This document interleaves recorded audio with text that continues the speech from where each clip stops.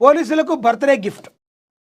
మరి డీజీపీ మరి నిరంతరం విధి నిర్వహణలో నిమగ్నమైన శాంతి భద్రతలకు పరిరక్షణ కోసం అహర్నిశలు శ్రమించే తెలంగాణ పోలీసులకు రాష్ట్ర director general of police DGP B Shivdhar Reddy తీపి కబురు అందించారు. పోలీసు సిబ్బంది సంక్షేమానికి పెద్దపీట వేస్తూ వారి మానసిక ఉల్లాసాన్ని పెంపొందించే దిశగా ఒక చారిత్రాత్మక నిర్ణయం తీసుకున్నారు.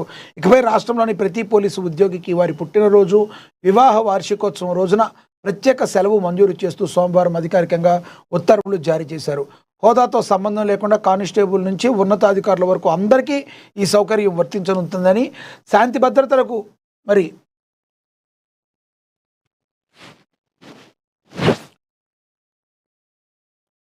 శాంతి భద్రతలకు పరిరక్షణ, వీఐపీల బందోబస్తు, నేర నియంత్రణ వంటి విధుల్లో పోలీసుల తీవ్రమైన ఒత్తిడికి గురవుతుంటారని, ఈ క్రమంలో వారు తమ కుటుంబ సభ్యులతో సమయం గడపలేకపోతున్నారన్న వాస్తవాన్ని డీజీపీ సందర్భంగా నొక్కి చెప్పారు.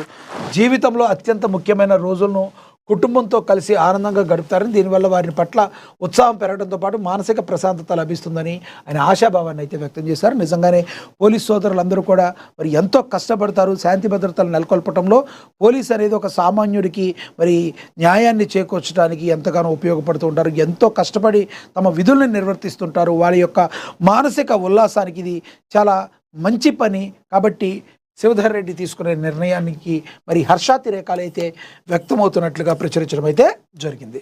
ఇక ఏయూనే నా రాజకీయ పునాది, ఉపరాష్ట్రపతి వెంకయ్య నాయుడు మరొకసారి పునరుద్ఘాటించారు. ఆయన ఎక్కడికి వెళ్ళినా కూడా ఏయూ గురించి ఎప్పుడూ చెప్తూనే ఉంటారు.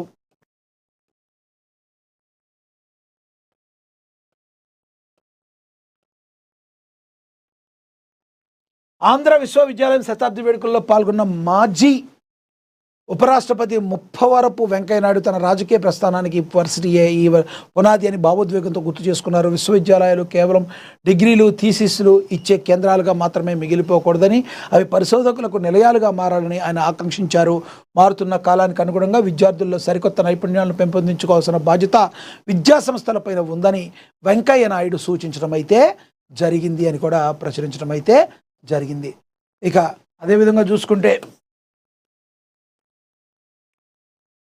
ఢిల్లీలో తెలంగాణ ఆత్మగౌరవం తాకట్టు.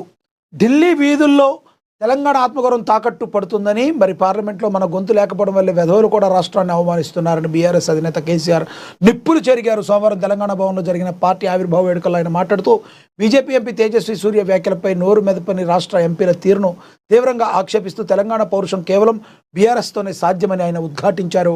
భారత పాకిస్తాన్ విభజనతో తెలంగాణ ఏర్పాటును పోల్చిన ఆ ఎంపీని పెద్ద వెధవగా అభివర్ణిస్తూ అప్పుడు సభలో ఉన్న కిషన్ రెడ్డి, బండి సంజయ్ సహా 16 మంది ఎంపీలు మౌనంగా ఉండడం రాష్ట్రానికే సిగ్గుచేటని మండిపడ్డారు. తెలంగాణ పౌరుషం లేని వారు ఎంపీలుగా ఉండే రాష్ట్ర ఆత్మగౌరవం ఢిల్లీ వీధుల్లో తాకట్టు పడుతుందని ఆవేదన వ్యక్తం చేశారు. అదే కనుక బీఆర్ఎస్ ఎంపీలు సభలో ఉంటే రణరంగం సృష్టించి ఆ ఎంపీతో క్షమాపణ చెప్పించేవారని ధీమా వ్యక్తం చేశారు. గతంలో హైదరాబాద్తో కూడిన తెలంగాణ కోసం తాను అనుభవించిన మానసిక క్షోభను కొట్లాడి సాధించిన విజయాన్ని సందర్భంగా కేసీఆర్ అయితే గుర్తు చేసుకున్నారు. మరి కేసీఆర్ గారు సారు ఇవన్నీ బాగానే చెప్తున్నారు, భవిష్యత్తులో మీరు బీజేపీతో కలవరా అని ఒట్టేసి చెప్పండి రేవంత్ గారు అడిగిన ప్రశ్నకు మీరు సమాధానం ఏం చెప్తారో చూడాలి. ఇవన్నీ చెప్టాకి డైలాగులు పేల్టాకి బాగానే ఉంటాయి, కానీ ఎక్కడైనా ఓకే కానీ వంగదోటపాడు మాత్రం కాదన్నట్టుగా కేసీఆర్ గారి తీరు ఉంటుందని రేవంత్ రెడ్డి ఎద్దేవా చేయడం అయితే జరిగింది. ఇక బెంగాల్ ప్రచారానికి తెర. 2వ విడతలో టీఎంసీ కంచుకోటలో మమతో బెనర్జీ బీజేపీ హోరాహోరీ. పశ్చిమ బెంగాల్ అసెంబ్లీ ఎన్నికల ప్రచారానికి తెరపడింది. మైకులు మోగబోయాయి. చివరి రోజు ప్రధాన పార్టీలు ప్రచార సభలతో హోరెత్తించే ఎన్నికల హామీలతో ఓటర్లను ఆకట్టుకునే ప్రయత్నం చేశాయి. ఈ నెల 29న 2వ విడతలో భాగంగా 142 స్థానాలకు పోలింగ్ జరగనుంది. మొత్తంగా 1448 మంది అభ్యర్థులు పోటీ చేస్తుండగా 3,21,73,000 మంది ఓటర్లు వారి భవితవ్యాన్ని తేల్చుకోనున్నారు. ఇందులో 1,64,35,627 మంది పురుషులు, 1,57,37,418 మంది మహిళలు, 792 మంది ట్రాన్స్జెండర్లు ఉన్నారు. ఇందుకోసం కేంద్ర ఎన్నికల సంఘం 41,000 పోలింగ్ కేంద్రాలను ఏర్పాటైతే చేసింది. ఈసారి పశ్చిమ బెంగాల్ యొక్క ఎన్నికల్ని మమతా బెనర్జీకి అంత ఈజీ అయితే కాదు, బీజేపీ కూడా చాలా ప్రతిష్టాత్మకంగా తీసుకుంది. ఇది 2వ విడత జరగనుంది. ఎన్నికలు పోలింగ్ డే 29న ఉండబోతుంది. ఇక తెలంగాణ జైళ్ల శాఖలో సంస్కరణలు, ఖైదీల పునరావాసమే లక్ష్యం జైళ్ల శాఖ డీజీ డాక్టర్ సౌమ్య మిశ్రా తెలియజేశారు. తెలంగాణ జైళ్ల శాఖల సంస్కరణలు అమలు చేసి ఖైదీల సంక్షేమం, పునరావాసానికి అత్యంత ప్రాధాన్యత ఇస్తున్నామని జైళ్ల శాఖ director general doctor Soumya Mishra స్పష్టం చేశారు. సోమవారం వరంగల్ జిల్లాలో విస్తృతంగా పర్యటించిన ఆమె పలు అభివృద్ధి కార్యక్రమాలను ప్రారంభించడంతో పాటు జైళ్లను ఆకస్మికంగా తనిఖీలు చేశారు.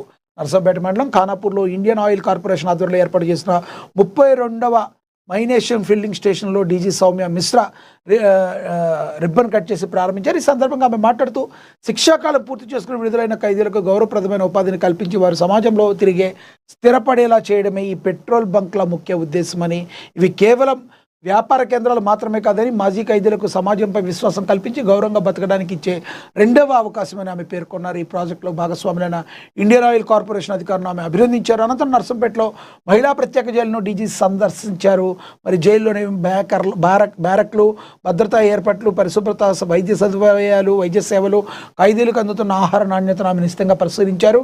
మహిళా ఖైదీలతో ప్రత్యక్షంగా మాట్లాడి వారి ఆరోగ్య స్థితిగతులు, సమస్యలు, సంక్షేమ పథకాల అమలుపై వివరాలు తెలుసుకున్నారు. జైల్లో కల్పిస్తున్న నైపుణ్యాభివృద్ధి, పునరావాస కార్యక్రమాల్లో చురుగ్గా పాల్గొని బయటకు వెళ్ళాక మంచి జీవితాన్ని గడపాలని వారికి సూచించడం అయితే జరిగింది.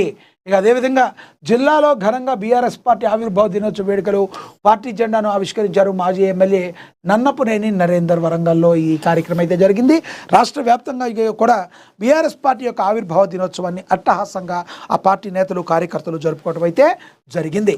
ఇక అదేవిధంగా యువత మత్తు పదార్థాలకు దూరంగా ఉండాలని మరి ఇన్స్పెక్టర్ పుల్యాల కిషన్ తెలియజేశారు. తెలంగాణ ముఖ్యమంత్రి రేవంత్ రెడ్డి మరి ప్రతిష్టాత్మక ప్రవేశపెట్టిన ప్రజాపాలన ప్రగతి ప్రణాళిక కార్యక్రమాలు ఈ నెల 27 నుంచి మరి 2/5/2026 వరకు వారం రోజుల పాటు పిల్లలు, విద్యార్థులు, యువ భారత భవిష్యత్తును దృష్టిలో ఉంచుకొని పిల్లల భద్రత, సే నో టు డ్రగ్స్ అనే కార్యక్రమాల ద్వారా వారికి మత్తు పదార్థాలకు దూరంగా ఉండాలని అవగాహన కల్పించారు. ఈ యొక్క కార్యక్రమాన్ని కూడా ఏర్పాటు చేయడం అయితే జరిగింది. ఇక బెంగాల్లో ఎన్నికల బరిలో యూపీ ఎన్కౌంటర్ స్పెషలిస్ట్ రెండో విడత పోలింగ్కు ఈసీ కీలక నిర్ణయం. స్వేచ్ఛగా సజావుగా రెండో విడత పోలింగ్. ఎన్నికల పరిశీలకుడుగా ఐపీఎస్ అజయ్ పాల్ శర్మ. కోల్కతాలో కేంద్ర బలగాల పహారా, పటిష్ట భద్రత మధ్య బెంగాల్ కురుక్షేత్రం జరగనుంది. పశ్చిమ బెంగాల్లో రెండో విడత పోలింగ్ అత్యంత స్వేచ్ఛాయుత వాతావరణంలో సజావుగా నిర్వహించేందుకు కేంద్ర ఎన్నికల కమిషన్ కీలక నిర్ణయం తీసుకుంది. శాంతి భద్రతల పరిరక్షణలో భాగంగా ఉత్తరప్రదేశ్ క్యాడర్కు చెందిన ఎన్కౌంటర్ స్పెషలిస్టుగా పేరుగాంచిన ఐపీఎస్ అధికారి అజయ్ పాల్ శర్మను ఎన్నికల పరిశీలకుడుగా నియమించింది. ఈ కోల్కతాతో సహా దక్షిణ భాగాల్లోని మొత్తంగా 142 నియోజకవర్గాలు ఈ నెల 29న రెండో విడత పోలింగ్ జరగనుంది. ఈ కార్యక్రమంలో అత్యంత సమర్థులైన అధికారిగా పోలీస్ శాఖలో గుర్తింపు పొందిన అజయ్ పాల్ శర్మ సేవలను ఈసీ